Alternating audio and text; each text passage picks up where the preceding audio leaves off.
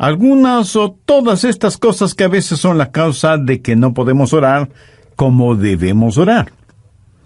Dios sabe esto y nos ha dado a alguien para que nos ayude en nuestra vida de oración. Ese alguien es el Santo Espíritu de Dios. Veamos Romanos 8, versos 26 y 27.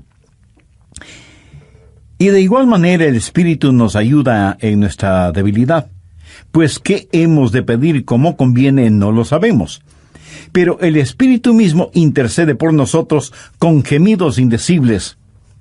Mas el que escudriña los corazones sabe cuál es la intención del Espíritu, porque conforme a la voluntad de Dios, intercede por los santos. ¡Qué extraordinarios son estos versículos! Ruego a Dios que nos ayude a entenderlos. Este es uno de varios textos en la Biblia que enseña que debemos orar en el Espíritu. Por ejemplo, Efesios 6:18, Pablo dice, orando en todo tiempo con toda oración y súplica en el Espíritu. No está hablando de oraciones emocionales, epidérmicas. Ni siquiera hace referencia a orar con energía. El apóstol está haciendo referencia al Espíritu Santo. Y en el clásico versículo 20 de Judas leemos, pero vosotros, amados, edificándoos sobre vuestra santísima fe, orando en el Espíritu Santo. El orar en la carne es fracasar. El orar en el Espíritu es tener éxito. Ahora, cuando hablo de la carne, usted sabe que no me refiero a nuestra piel, huesos, músculos, venas, nervios, glóbulos, células y las 1001 cosas que hacen o conforman nuestro cuerpo físico, que es la casa humana en la cual vivimos. En términos bíblicos, carne también quiere decir nuestra vieja naturaleza. ¿Alguna vez se ha preguntado por qué la iglesia primitiva fue capaz de hacer lo que hizo? Porque esa iglesia caminaba, por así decirlo, sobre sus rodillas. Esa iglesia fue poderosa porque fue poderosa en la oración. Y fue poderosa en la oración porque estaba llena del Espíritu Santo. En Romanos 8 encontramos 7 maneras en que el Espíritu Santo le ayudará en su vida de oración. También veremos la necesidad no solo de ser salvos, sino también de ser llenos del Espíritu Santo. Primero, el Espíritu Santo trabaja en la activación de su voluntad para orar. Veamos Romanos 8, versos del 5 al 7. Porque los que son de la carne, esto hace referencia a nuestra naturaleza adánica, piensan en las cosas de la carne, pero los que son del Espíritu en las cosas del Espíritu. Porque el ocuparse de la carne es muerte, pero el ocuparse del Espíritu es vida y paz. ¿Se pregunta usted a veces, ¿por qué no quiere orar? Mire lo que dicen los versículos 7 y 8. Por cuanto los designios de la carne son enemistad contra Dios, porque no se sujetan a la ley de Dios, ni tampoco pueden. Y los que viven según la carne no pueden agradar a Dios. Esta es la razón por la que dije que orar en la carne es fracasar. Orar en el Espíritu es tener éxito. Debemos admitirlo de una buena vez. Muchos de nosotros no oramos simplemente porque no queremos orar. Razonemos un poquito. ¿Acaso no hacemos lo que queremos hacer? Entonces, ¿por qué no queremos orar? Porque a nuestra naturaleza carnal no le gusta orar. Así que cuando no queremos orar, ¿qué nos dice eso? Nos dice que tenemos una mente carnal, en vez de tener una mente espiritual. Su mente carnal tiene tanto deseo de orar como un perro puede tener de escuchar ópera. Porque hay algo en nuestra vieja naturaleza que no solo que no quiere orar, sino que siente antipatía hacia la oración. Y necesitamos dejar de tratar de ocultarlo y admitir que esa es la razón cuando no oramos. No queremos orar. Solo el Santo Espíritu de Dios puede activar su voluntad para orar. Pero ¿cómo sucede eso? Veamos Romanos 8:15. pues no habéis recibido el espíritu de esclavitud para estar otra vez en temor, sino que habéis recibido el espíritu de adopción. El espíritu de adopción es el Espíritu Santo que nos pone en el cuerpo de Cristo, y cuando recibimos el espíritu de adopción, Dios viene a ser nuestro Padre. ¿Qué sucede entonces?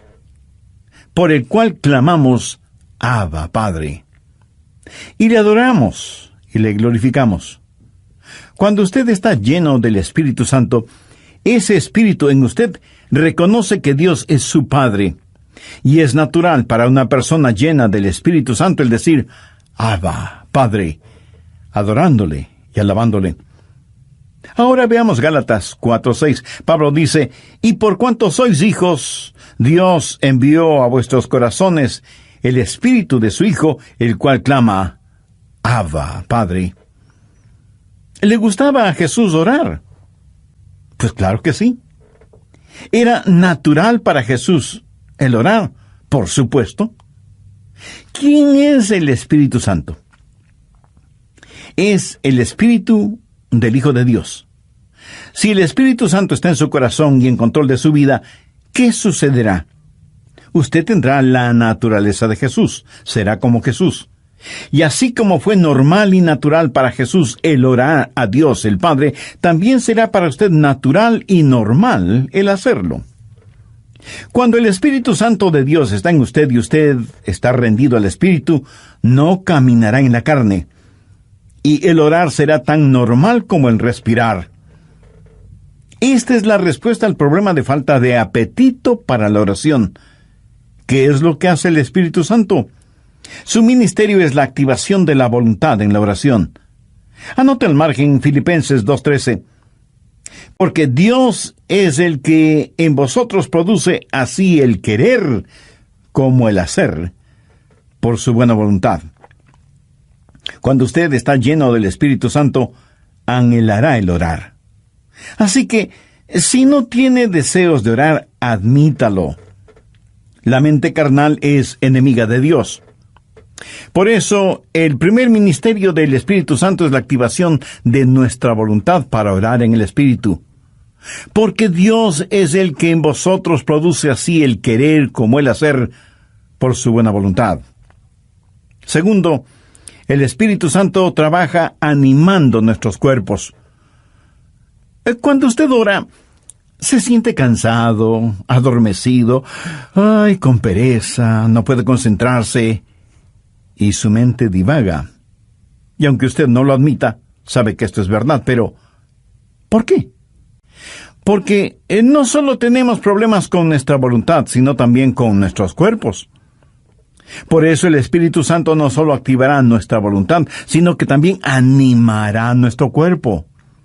Ahora no estoy diciendo que cada vez que usted se siente cansado es un pecado, o que está fuera de la voluntad de Dios. No. Hay un descanso que es legítimo. Aun Jesús les dijo a sus discípulos que descansaran por un momento. Y el mismo Señor Jesucristo una vez estuvo tan cansado que se quedó dormido en un barco en medio de una tormenta. De hecho, qué estupendo es estar cansado para poder dormir profundamente, ¿no le parece? Pero a veces, cuando va a orar, comienza a bostezar, y se siente medio dormido, y su mente no puede concentrarse en la oración. De pronto en la televisión usted ve que su equipo favorito está jugando, y como por arte de magia, usted está totalmente despierto y alerta.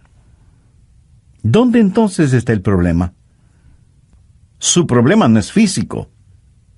Es el diablo que, utilizando el cuerpo suyo, lo mantiene alejado de la oración. Recuerda lo que pasó en el jardín de Getsemaní. Mateo 26, los versos 40 y 41. Jesús había pedido a sus discípulos que velaran y oraran.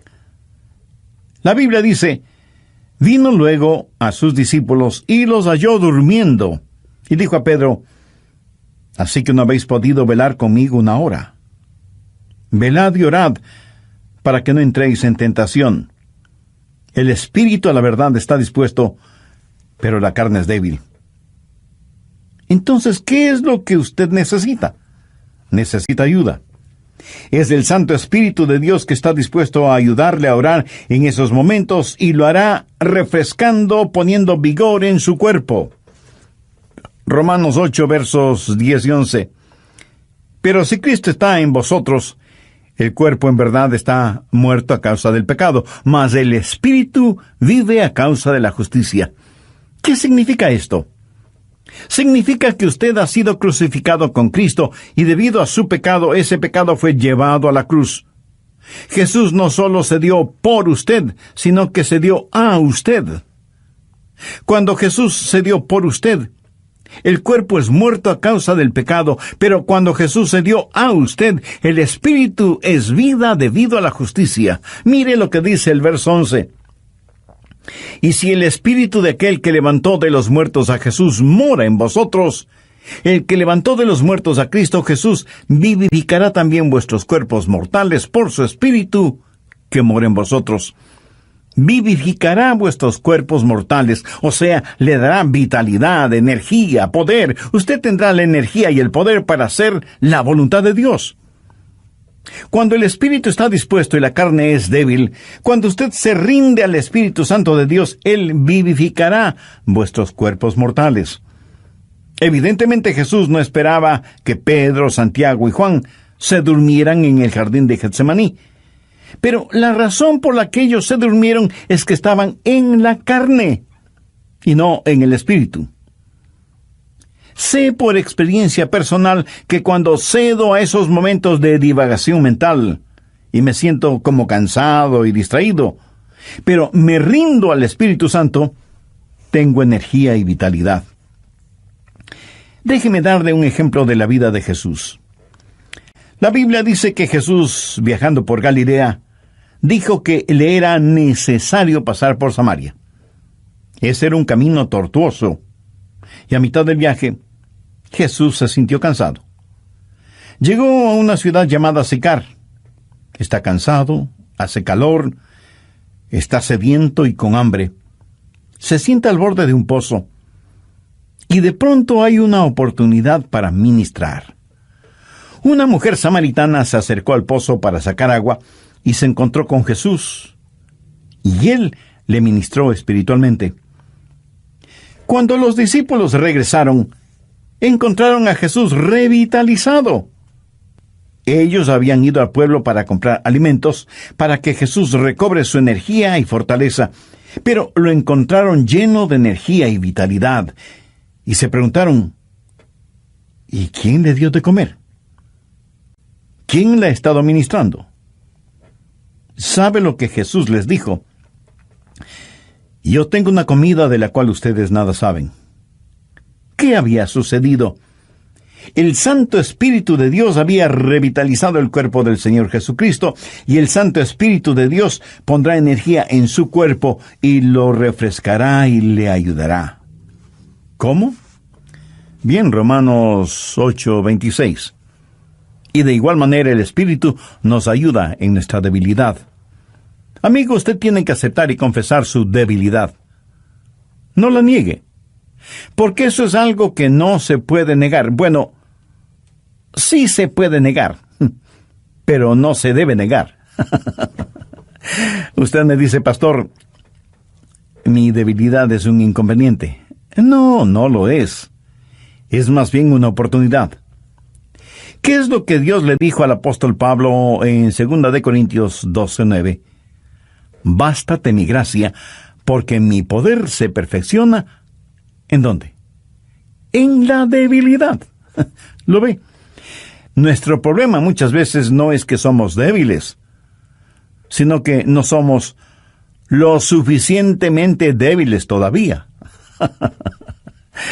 Nunca hemos dicho en forma final, Señor, no lo puedo hacer. No tengo lo que se necesita para hacerlo. Y seguimos luchando. Pero cuando llegamos al final de nuestras fuerzas y nos apropiamos de su fortaleza, entonces usted entenderá cómo Él no solo activará su voluntad, sino que también animará su cuerpo. Verá, el plan de Dios es librarnos de nuestra autosuficiencia a fin de que nos entreguemos a su suficiencia. Por eso Él nos hace perpetuamente débiles para que podamos ser perpetuamente fuertes. La palabra ayuda en este verso 26 es una palabra muy interesante en el idioma griego. Puede significar el sostener algo. Por ejemplo, es usado cuando Marta le dijo a Jesús, refiriéndose a su hermana María, Jesús, ¿podrías decirle que venga a la cocina y me ayude? María esperaba que su hermana fuera a la cocina y le ayudara con las ollas y los sartenes y cucharas y cuchillos. Pero esta palabra también significa en vez de. Y esa es la forma en que el Espíritu Santo nos ayuda, junto con y en lugar de. Ahora, esto no es contradicción, aunque parecería serlo. Cuando usted está orando en el Espíritu, ¿quién está orando? ¿Usted o el Espíritu Santo de Dios en usted? La respuesta es sí. El Santo Espíritu de Dios está orando en lugar suyo, en vez de usted, pero está orando juntamente con usted. Usted no puede hacerlo sin Él. Él no lo hará sin usted. Qué compañerismo y qué privilegio el orar con el Espíritu Santo. El Espíritu Santo de Dios quiere pensar a través de nuestras mentes, quiere hablar por medio de nuestros labios, quiere ver utilizados nuestros ojos, quiere gemir a través de nuestro espíritu. Es el Espíritu Santo en el espíritu humano, junto con y en lugar de. ¿Tiene el Santo Espíritu de Dios en usted? Para tenerlo es necesario que usted haya recibido a Jesucristo en su corazón como su Salvador y Señor, porque Jesús prometió que daría, enviaría y sellaría con su Santo Espíritu a quienes, arrepintiéndose de sus pecados y aceptando el sacrificio de Jesucristo en la cruz del Calvario, lo reconocen como Salvador y Señor de sus vidas, y les dan la bienvenida para que Él habite y controle sus vidas. Usted puede hacer esa decisión este mismo momento, orando la siguiente sencilla oración. En Dios eterno, sé que hace mucho tiempo no he conversado contigo y que mi vida de oración es deplorable. Perdóname y ayúdame por medio de tu Santo Espíritu para que yo pueda aprender a orar en el Espíritu. Señor Jesús, perdona mis pecados, límpiame, sáname, sálvame. Agradezco tu sacrificio en la cruz, derramando tu preciosa sangre para pagar por mis pecados y darme vida eterna. Y porque tú moriste por mí, yo quiero vivir para siempre por ti. Ayúdame a vivir conforme a los designios de tu voluntad. En tu nombre lo pido. Amén. Si en forma seria, sincera y con profunda fe usted hizo esa decisión por Cristo, recibiéndole como su Salvador y Señor y dándole la bienvenida en su corazón y en su vida, todo su ser se llenará de genuino gozo espiritual. Tenga la bondad de escribirnos y compartir con nosotros su decisión. Anhelamos ser parte de su alegría espiritual. Y cuando nos escriba, también nos estará dando la oportunidad y privilegio de orar por usted. Que Dios le bendiga en todo y sea bienvenido a la familia de Dios.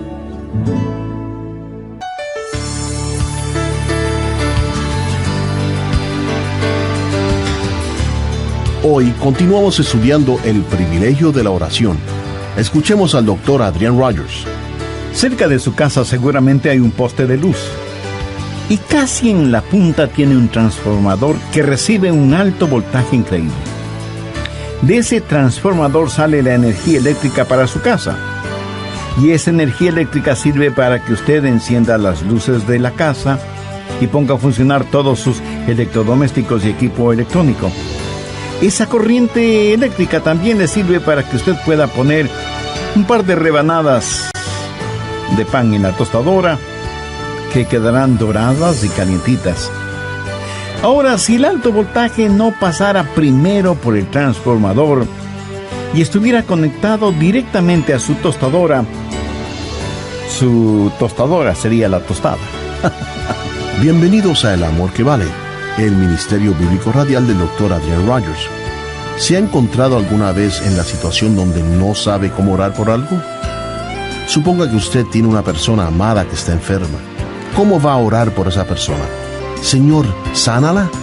Pero, ¿qué si Dios quiere llevarse a esa persona al cielo? Nosotros oramos, Dios, permite que se queden. Jesús ora, Padre, permite que vengan. ¿Alguna vez ha pensado en esto? Esta es la segunda parte del estudio bíblico, Cómo orar en el Espíritu, presentado por el Dr. Adrian Rogers en la voz del pastor Lenín de Llanón.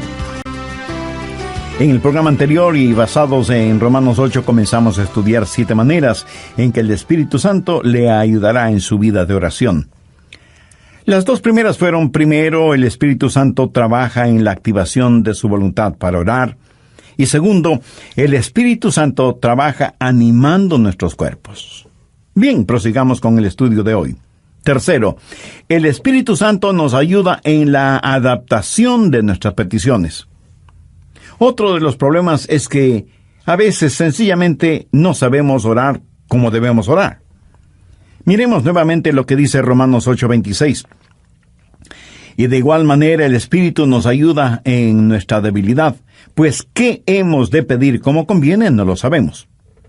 Y eso es muy cierto. A veces sencillamente no sabemos qué pedir.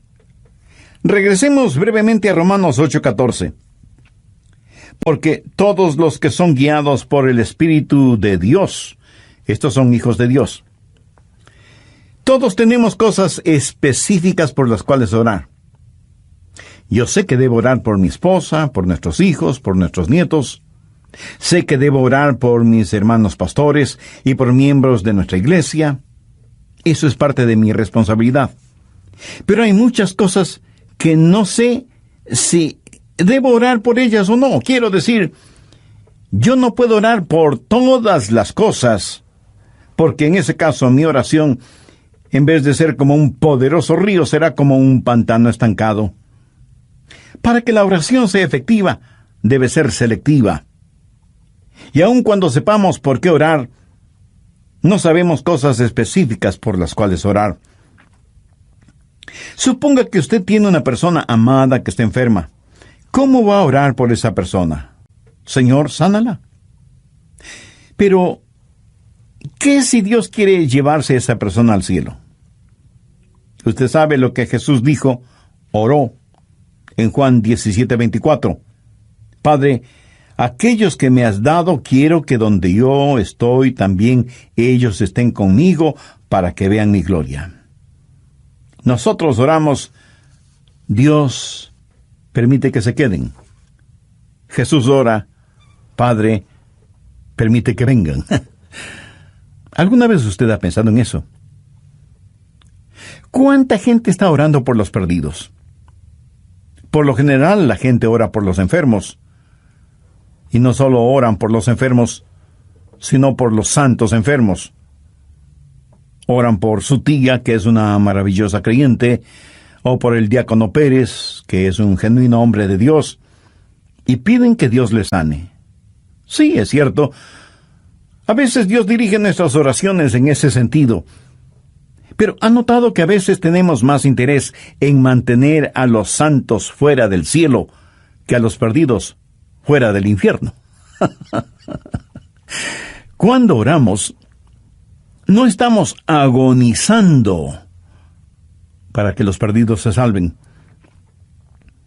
Cuando el apóstol Pablo, siendo todavía Saulo de Tarso, estaba sembrando el pánico entre los primeros cristianos y fue el perseguidor de la iglesia, prácticamente enviaba a los cristianos a la muerte. Él aún sostuvo las ropas de Esteban, el primer mártir cristiano, mientras este gran hombre de Dios era apedreado hasta la muerte. ¿Se imagina a esos preciosos hermanos y hermanas de la iglesia primitiva sufriendo el odio de Saulo de Tarso, perseguidos, echados en las cárceles, muchas veces asesinados? ¿Se imagina a esos creyentes orando, Señor, Saulo es un archienemigo de tu iglesia, ten la bondad de eliminarlo? Pero Dios no eliminó a Saulo. Más bien lo salvó y lo convirtió en el gran apóstol Pablo.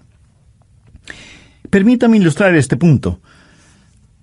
Cerca de su casa seguramente hay un poste de luz y casi en la punta tiene un transformador que recibe un alto voltaje. Increíble. De ese transformador sale la energía eléctrica para su casa, y esa energía eléctrica sirve para que usted encienda las luces de casa y ponga a funcionar todos sus electrodomésticos y equipo electrónico. Esa corriente eléctrica también le sirve para que usted pueda poner un par de rebanadas de pan en la tostadora que quedarán doradas y calientitas. Ahora, escúcheme. Si el alto voltaje no pasara primero por el transformador y estuviera conectado directamente a la tostadora, su tostadora sería la tostada. El alto voltaje es controlado en el transformador. Es la misma energía, pero transformada. Escúcheme. El Santo Espíritu de Dios es como el transformador. Toma nuestras oraciones. Dios ve nuestro corazón y es el mismo Espíritu que hace intercesión por nosotros de acuerdo a la voluntad de Dios. En Romanos 8:27 leemos: Mas el que escudriña los corazones sabe cuál es la intención del Espíritu, porque conforme a la voluntad de Dios intercede por los santos. Cuarto, el Espíritu Santo nos ayuda en la administración de nuestro acceso a Dios. Verá, usted no se presenta súbitamente delante de Dios. Y lo que voy a decir a lo mejor lo sorprenda. Usted necesita que alguien lo lleve a la presencia de Dios y le dé acceso hacia Él. ¿Qué es lo que dice Romanos 8? ¿Ha escuchado la expresión, mis oraciones no pasan del tumbado? La oración no es simplemente el enviar cohetes de oración al cielo. Es el hablar con un amigo. Dios nos da la invitación real para que oremos y Dios nos da un palacio y nos trae y nos guía y tiene una persona de la realeza, el Espíritu Santo, para que nos lleve a su presencia. Quinto, el Espíritu Santo nos ayuda en la articulación de nuestras palabras. Otro problema cuando oramos es que se nos traba la lengua y como que nos quedamos sin palabras. ¿Sabe lo que son las palabras? Las palabras son únicamente vehículos que transportan los pensamientos. Pero algunas veces esos pensamientos son demasiado pesados para ese vehículo. A veces esos pensamientos son tan profundos, tan grandes, tan imponderables, que no sabemos cómo expresarlos con palabras. Es entonces cuando necesitamos estar orando en el Espíritu. Veamos Romanos 8:26, la parte final del versículo. Pero el Espíritu mismo intercede por nosotros con gemidos indecibles. Cuando nuestros pensamientos son tan profundos que no podemos expresarlos con palabras, entonces el Espíritu Santo le dice a Dios lo que nosotros no podemos verbalizar. ¿Sabe usted que hay una manera de orar sin palabras? De acuerdo al versículo que acabamos de leer, ¿quién es el que emite gemidos indecibles? Es el Espíritu Santo fundido con el espíritu humano. La palabra gemido en el original significa dolores de parto. Si alguna vez ha estado cerca de una mujer que está dando a luz, la habrá escuchado dando gemidos de parto. Pero ¿sabe qué es ese gemido? Es un gemido de dolor transfigurado por la esperanza. Y eso es exactamente lo que es la oración, dolor transfigurado en esperanza. Romanos 8:22 dice: Porque sabemos que toda la creación gime a una, y aún está con dolores de parto hasta ahora. Ahora, note lo que dice el verso 23. Y no solo ella, sino que también nosotros mismos, que tenemos las primicias del Espíritu, nosotros también gemimos dentro de nosotros mismos, esperando la adopción, la redención de nuestro cuerpo. Nuestros cuerpos aún no han sido redimidos. Nuestra alma ha sido redimida. Nuestro espíritu ha sido redimido.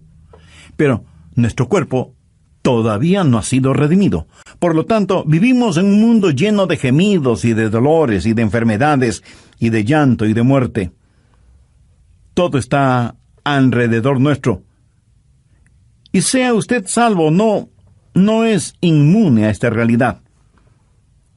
No piense que, porque usted es salvo, no habrá dolor ni sufrimiento. En los versos 22 y 23, Pablo dice: porque sabemos que toda la creación gime, y aún está con dolores de parto hasta ahora. Y no solo ella, sino que también nosotros mismos, que tenemos las primicias del Espíritu. Cuando usted ora, el Santo Espíritu de Dios entra en esa agonía. Y así como Jesús lloró en Getsemaní, en sus horas más oscuras y profundas, usted sentirá cómo el Santo Espíritu se junta con su espíritu en oración silenciosa y con gemidos tan intensos que no pueden ser escuchados. Si usted nunca ha experimentado esto, entonces usted no sabe lo que es en realidad orar.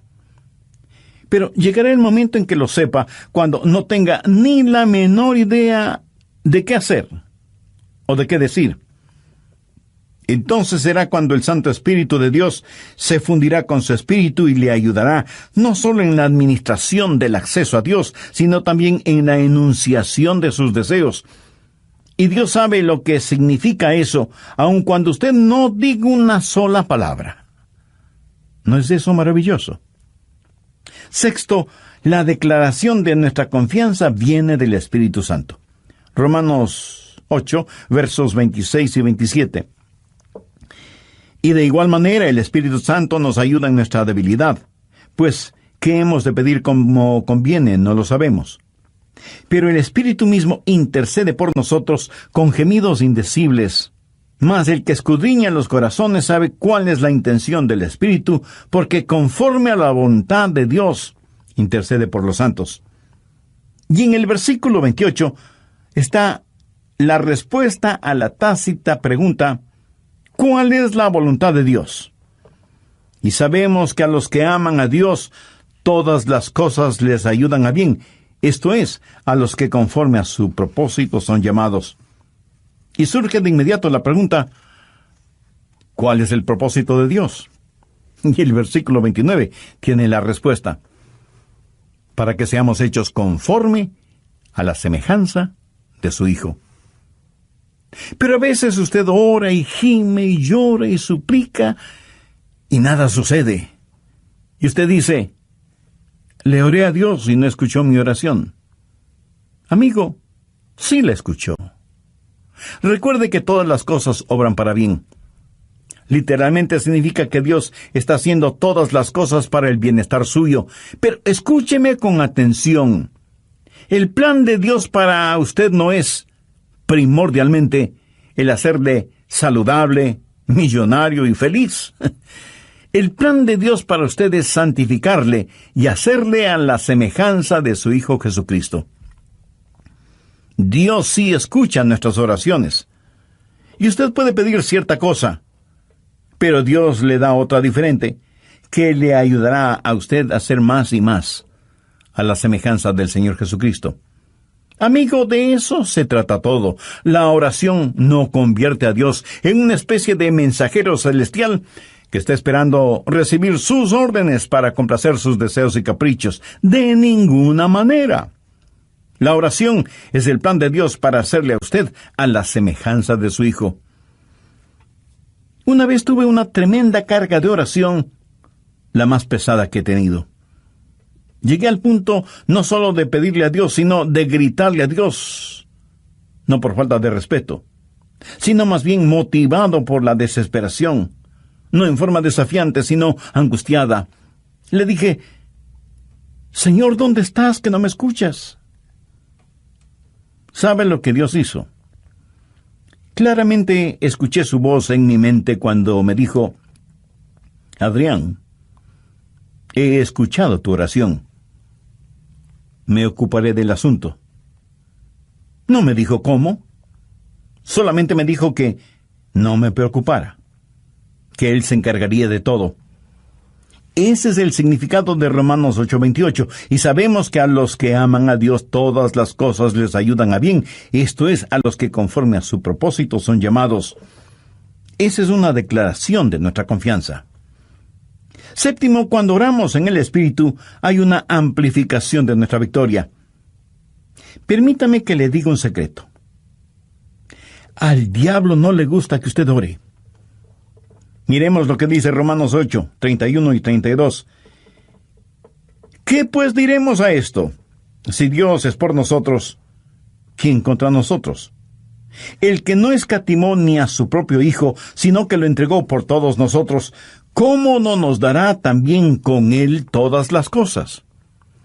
El diablo hará no solamente lo posible, sino hasta lo imposible para impedir que usted ore. Cuando ora, tenga la seguridad que sentirá el ataque de Satanás. Toda la artillería del infierno está en su contra cuando ora. ¿Por qué? Creo que el diablo les dice a sus demonios, muchachos, vamos a evitar como sea que, y aquí él dirá su nombre, Juan, Rosa, Pedro, María, o como usted se llame, se concentre en la oración. Si él o ella no pueden orar, les venceremos siempre. Pero si logran orar, ellos nos vencerán siempre. Amigos, Satanás está en su contra, es su enemigo, pero si Dios es por nosotros, ¿quién contra nosotros? Por eso usted no puede orar en la carne, porque si lo hace así será presa fácil de Satanás. Pero cuando ora en el Espíritu, si Dios está con usted, ¿quién puede estar en su contra? Escúcheme. Si usted todavía no es un creyente en el Señor Jesucristo, este momento puede ser el más extraordinario de su vida si lo acepta como Salvador y Señor. Este momento puede ser el primer instante de su nueva vida. Hoy puede abrir su corazón al Señor, tener el perdón de sus pecados y tener al Santo Espíritu de Dios morando en usted y ayudándole a orar y a ser la clase de persona que Dios quiere que usted sea, y dándole la absoluta seguridad de que cuando muera, irá a estar con Jesús en el cielo.